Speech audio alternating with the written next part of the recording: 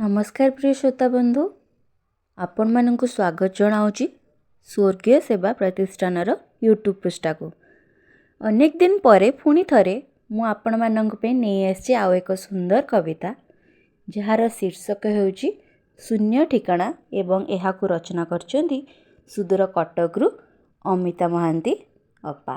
तेबे आसंतु सुनिबा ही सुंदर कविताटी को एवं कविताटी किभली लागिला ता मतामत देवाक आपण मैंने आदौ भूलिबे नहीं। मतामत देवाई आपण मैंने आमको कमेंट माध्यम रे मतामत दे उत्साहित करिपारिबे। तेबे चलंतु सुनिबा कविताटी शून्य ठिकाना। भूई रे ना भूमारे, सृष्टि रे ना दृष्टि रे, शून्य ठिकानाटीए थाए केउठी। चारिआडे तो माया, शून्य स्पंदन शुभे, रहे खाली शून्य स्थान। चारिपटे समयर लुचकालीर ताली शुभे, संपर्कर विश्वास रे छंदी होई पड़े भरोसा। लुह लहू फेंटी होई पड़े इतिहासर पीढ़ी को पीढ़ी।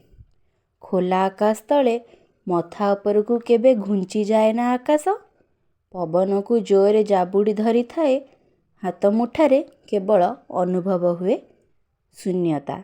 सारा संसारर माया ब्रह्मांडर छाया को आपणाई आगको बाट चलिबाकू हुए, जार केवल शून्य ठिकाना जगार आत्मसमर्पण।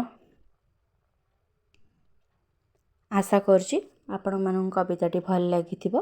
तेबे मतामत देई कवयित्री को उत्साहित करने आपण मानक अनुरोध रहिला। धन्यवाद।